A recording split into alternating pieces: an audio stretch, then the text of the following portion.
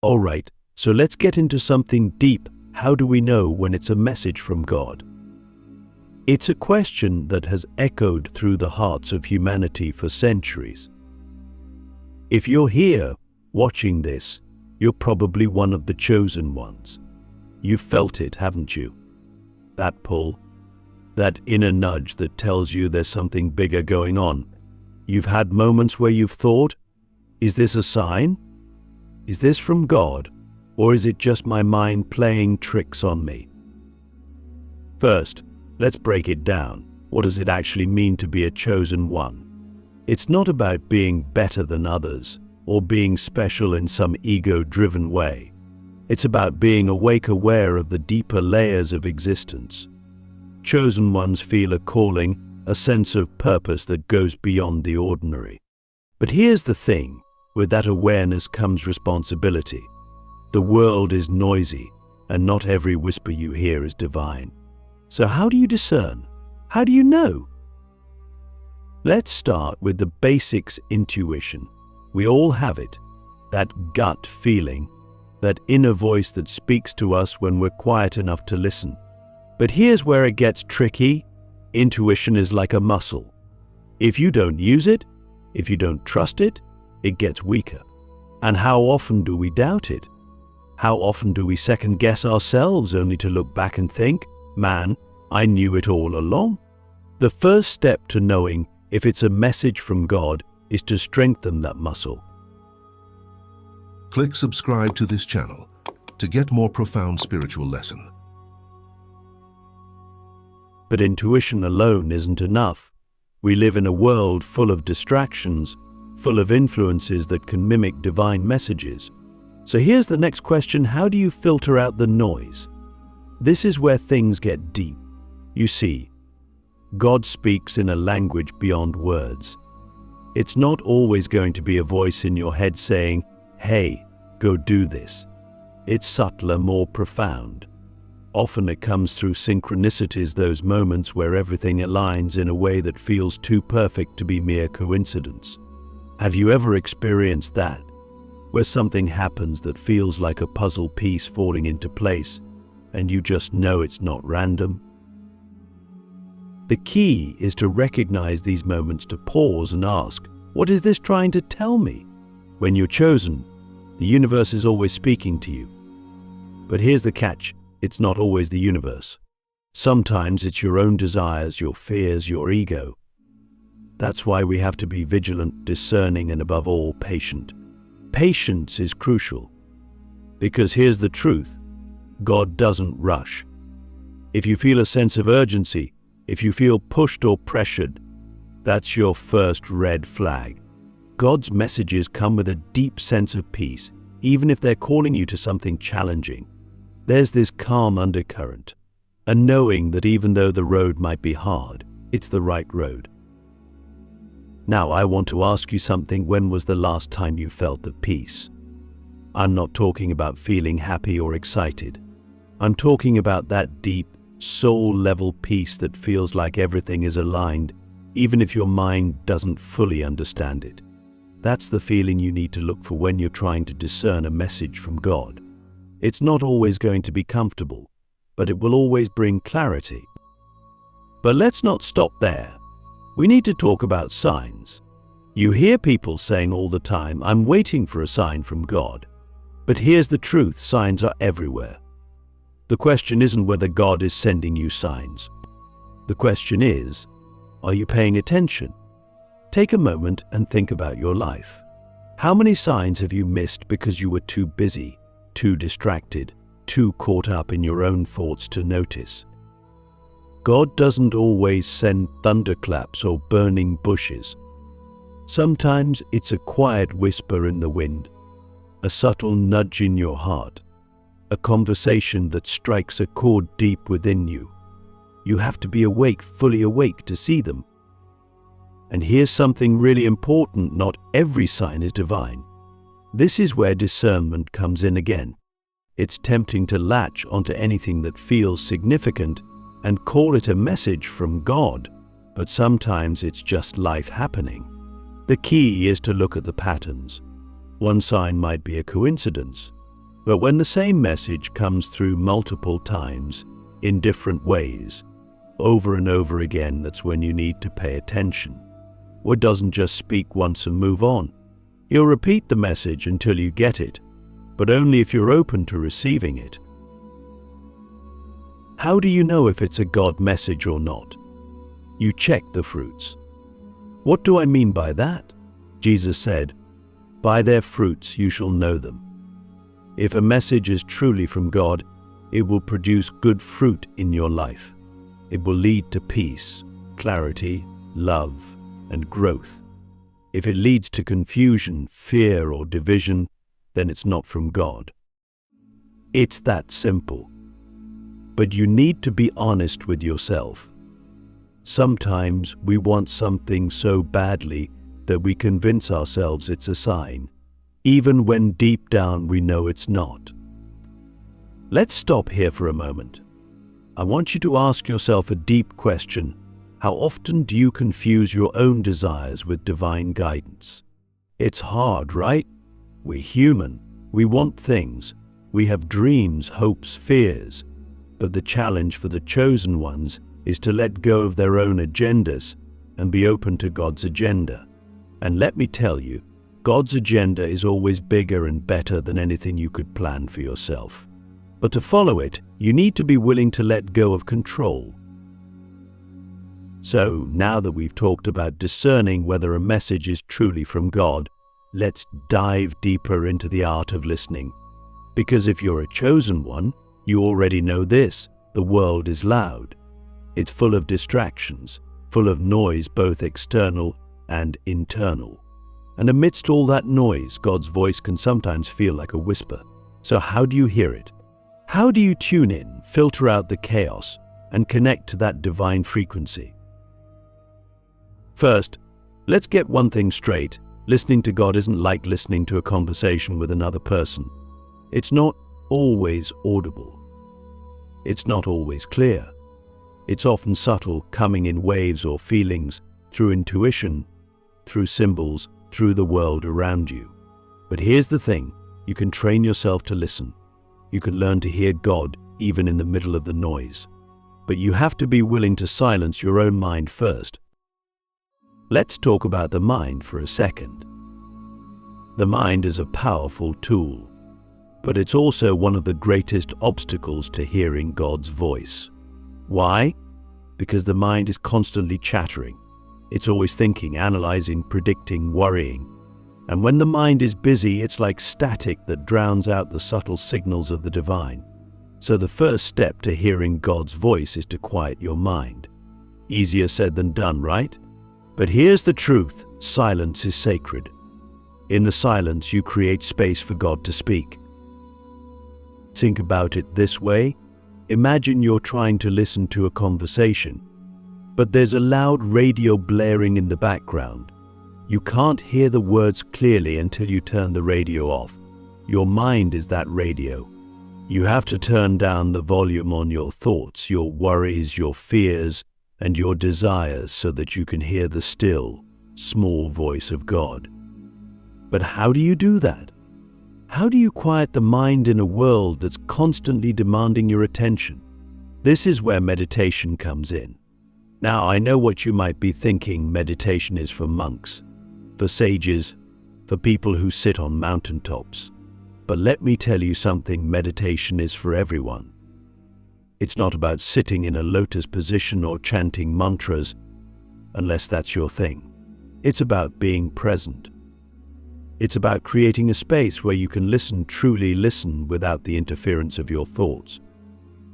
And here's the beauty of it: you don't need hours of meditation to hear God, you just need space. Even 5 minutes of silence can shift your entire day. Start small. Sit in silence, close your eyes and breathe. Let your thoughts come and go, but don't attach to them. Don't chase them. Just observe. And in that space of stillness, you'll begin to notice something incredible. The quieter you become, the clearer God's voice gets. But there's another layer to this. Listening isn't just about hearing. It's about receiving. Sometimes we can hear the message, but we're not ready to receive it. Why? because receiving requires openness. And often we're not as open as we think we are. We have walls. We have expectations. We have fears. And here's the hard truth. Sometimes we block God's messages because we're afraid of what they might ask of us. Let me ask you this. What are you afraid of hearing? If God spoke to you right now and told you to take a leap of faith, to step into the unknown, would you be ready? Or would you hesitate? Would you resist? This is where the real challenge lies for the chosen ones. It's not just about hearing the message. It's about being willing to act on it, even when it's uncomfortable, even when it challenges everything you thought you knew. You see, God's messages aren't always easy. They're not always what we want to hear, but they are always what we need to hear. They are always guiding us toward our highest good, even when the path seems uncertain. So the question is, are you willing to listen, even when it takes you out of your comfort zone? Here's another key to hearing God's voice: humility. Sometimes we get so caught up in our own lives, our own plans, that we forget to ask for guidance. We forget to humble ourselves and say, God, I don't have all the answers. Show me the way. And here's the powerful thing about humility. When we surrender our need for control, when we let go of our ego's attachment to how things should be, we open ourselves up to divine guidance in a way that we never could before. But here's a deep question for you. How often do you actually ask for guidance? Not just in the big moments, but in the small, everyday decisions. How often do you pause and say, God, what would you have me do? If you're honest with yourself, the answer might surprise you. Because we live in a world that glorifies independence, that tells us we should have everything figured out on our own. But here's the truth, you're not meant to figure it all out by yourself. The chosen ones understand this. They know that their greatest strength doesn't come from their own willpower or intelligence. It comes from their connection to something greater, something divine. And when you're connected to that, when you're truly listening, you realize that you don't have to have all the answers. You just have to be open to receiving them. But let's go deeper. How do you know when you've truly heard the voice of God? It's simple: confirmation. God doesn't just speak once and then leave you hanging. If the message is truly from God, it will be confirmed. You'll start to notice that the same message comes through in different ways, through a conversation with a friend, a book you randomly pick up, a song that plays on the radio. The universe has a way of repeating the message until you get it. And here's the thing, God's voice is consistent. It doesn't change with the wind. If you feel like you're getting mixed messages, that's a sign that it's not from God. God's guidance will always lead you toward love, toward peace, toward growth. Sometimes that growth is uncomfortable, but it's never destructive. So here's the challenge. Are you willing to listen deeply, to quiet the noise, and to receive the message, even if it shakes you to your core? This is what separates the chosen ones from the rest. It's not that they have special powers or abilities. It's that they're willing to listen, to trust, and to act on what they hear, even when it's hard. All right, so we've talked about listening, about tuning in to hear God's voice amidst the noise, and about the importance of being open to receiving the message. But now we're going to go even deeper, because here's the truth, hearing the message is only half the battle. The real challenge begins when you've heard the message, but it doesn't make sense. When it challenges you, when it asks you to step into the unknown, when it calls you to a path that seems impossible, this is where faith comes in. Faith is a word that gets thrown around a lot, but let's really unpack what it means. Faith isn't just about believing in something you can't see, it's about trusting something you can't see. And there's a big difference between believing and trusting. You might believe that God has a plan for your life, but do you trust that plan? even when everything around you is falling apart? Do you trust it when the path is unclear, when there are no signs, no confirmations, no visible proof that you're on the right track? This is where many chosen ones struggle. You've heard the call, you've felt the nudge, but then fear creeps in. Doubt starts to whisper in your ear. What if this isn't from God? What if I'm making a mistake? What if I step out in faith and everything falls apart? These are the moments that test your faith in the deepest way, because faith isn't needed when everything's going smoothly. Faith is needed when nothing makes sense, when the path ahead is dark, and all you have is that inner knowing, that small, quiet voice telling you to keep going. So here's a deep question for you. What do you do when God's guidance contradicts your logic? And think about that for a second, because there will be times, many times, when the message you receive from God doesn't make logical sense. It won't align with your plans, your timeline, or your expectations. It might even seem completely irrational. But here's where the real power of faith comes in. Faith transcends logic. Faith operates on a different frequency. And if you're a chosen one, you have to learn to trust that frequency, even when your mind is screaming at you to turn back. Let me share something with you. God's path is rarely the easiest path, but it is always the right path. It's the path that leads to your highest good, your greatest growth, and your deepest fulfillment. But it will often look like the wrong path at first. It will look like a detour. It will look like a dead end. And this is where so many people give up. They hear the message, they step forward in faith, but the moment things don't go according to plan, they retreat. They think, I must have heard wrong. This can't be God's plan for me. But here's the thing, God's plan rarely looks like what we expect. In fact, it usually looks like the exact opposite of what we expect. Why? Because God sees the bigger picture. We see only a tiny piece of the puzzle, but God sees the entire masterpiece. And sometimes, to get to where we're meant to go, we have to walk through the wilderness first. We have to go through the desert. We have to face the challenges, the obstacles, the unknown. And this is where faith is tested and where it's also strengthened. So, how do you trust God's guidance when nothing makes sense? You let go of the need to understand.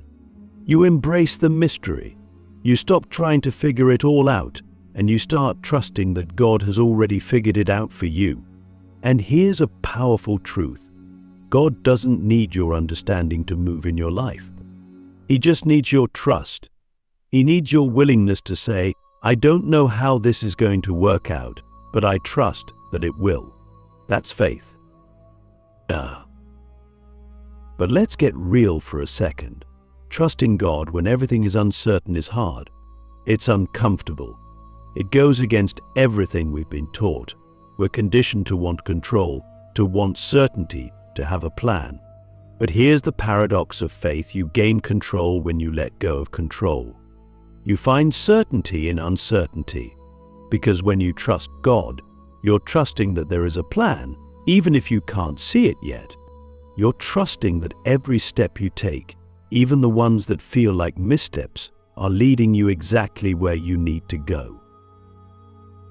Now, let's talk about the most important part of this journey: action. Faith without action is dead. You can't just sit around waiting for God to show up in some miraculous way. You have to move. You have to take the first step, even when you don't know where the path will lead. This is the essence of faith, stepping out into the unknown, trusting that the ground will appear beneath your feet. And here's the amazing thing: when you take that first step, the next step becomes clearer. You don't need to see the whole staircase. You just need to see the next step. But here's another deep question for you. What's the step you're afraid to take right now? Because we all have one. There's always something that God is calling us to do that scares us, that challenges us. Maybe it's leaving a job that no longer serves you. Maybe it's stepping into a new relationship or leaving an old one. Maybe it's pursuing a dream that feels impossible. Whatever it is, that fear you feel is a signal. It's a sign that you're on the edge of growth, that you're being called to step into something bigger. And here's the thing, fear and faith can coexist. The presence of fear doesn't mean the absence of faith. In fact, courage isn't the absence of fear, it's the willingness to move forward in spite of the fear. So if you're waiting for the fear to go away before you act, you'll be waiting forever. The chosen ones understand this. They feel the fear, but they don't let it stop them. They move forward anyway because they trust that God is with them, guiding them, even in the midst of the fear. But let's not sugarcoat it. There will be moments of doubt. There will be moments where you question everything, where you wonder if you've made a mistake, if you've misheard God's guidance. And in those moments you have to remember this, doubt is part of the process. It's not a sign that you're on the wrong path. It's a sign that you're human. Even the greatest spiritual leaders, the most enlightened beings, have faced doubt at some point in their journey. It's not about eliminating doubt, it's about moving forward in faith despite it. So, how do you keep going when the doubt gets loud? You anchor yourself in truth. You remind yourself of the times when God has shown up for you in the past. You look back at the moments when you trusted, and everything worked out in ways you couldn't have imagined. You hold on to those memories like lifelines, knowing that if God came through for you before, He will come through for you again. But here's another layer to this. Faith isn't passive.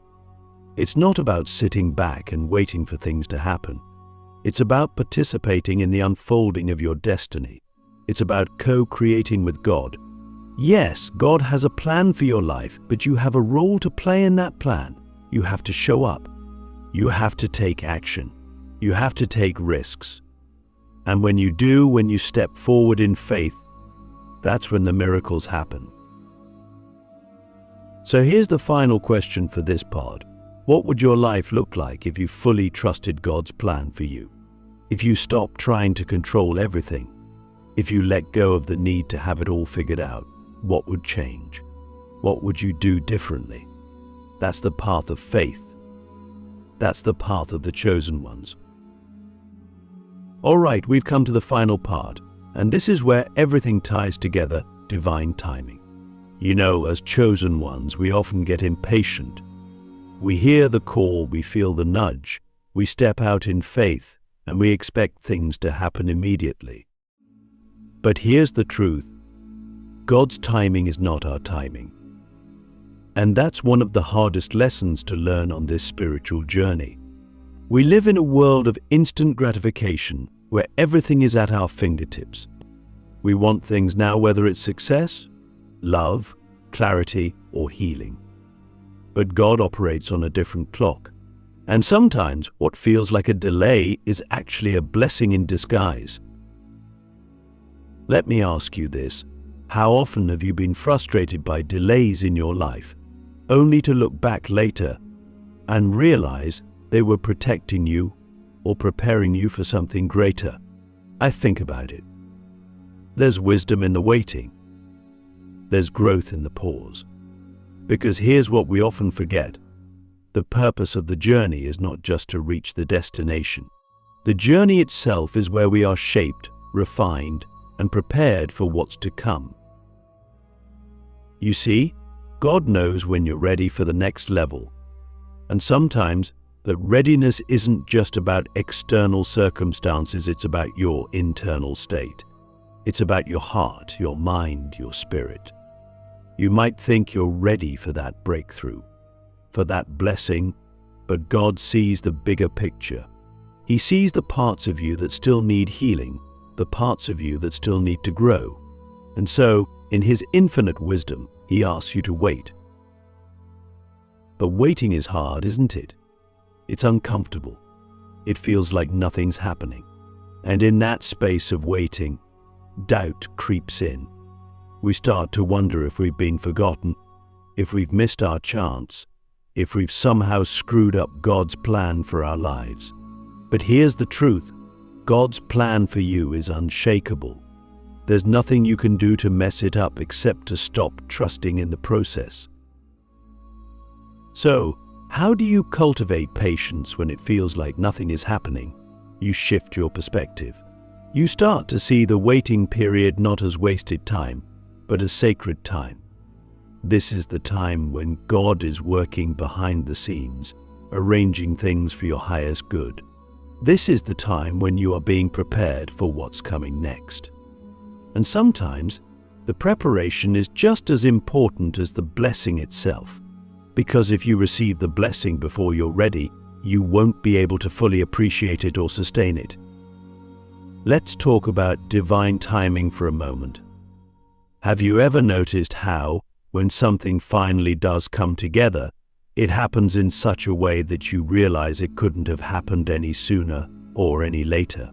Everything aligns perfectly in a way that you couldn't have orchestrated on your own. That's divine timing. It's the moment when God's plan intersects with your readiness. It's when the doors open and you realize that the waiting was not a punishment, it was protection. It was preparation. But here's the thing, divine timing requires trust. And trust often means surrendering your timeline, your agenda, your expectations. It means letting go of the need to control every step of the journey and trusting that God knows the right moment for everything to unfold. And this is hard, especially when we're emotionally invested in the outcome. We want to know when, how, and where things will happen. But God doesn't operate on our schedule. He operates on His, and His timing is always perfect. So what do you do in the waiting? You stay open. You stay ready. You continue to do the inner work, to grow, to heal, to prepare yourself for what's coming. You don't sit idle, but you also don't force things to happen before their time. There's a balance between action and surrender, between moving forward and allowing God to guide your steps. And that balance is where the magic happens. But let's get real for a second. Waiting can bring up all of your fears. It can bring up feelings of inadequacy, of not being enough, of being unworthy of the blessing you're waiting for. And this is where you have to do the deep inner work.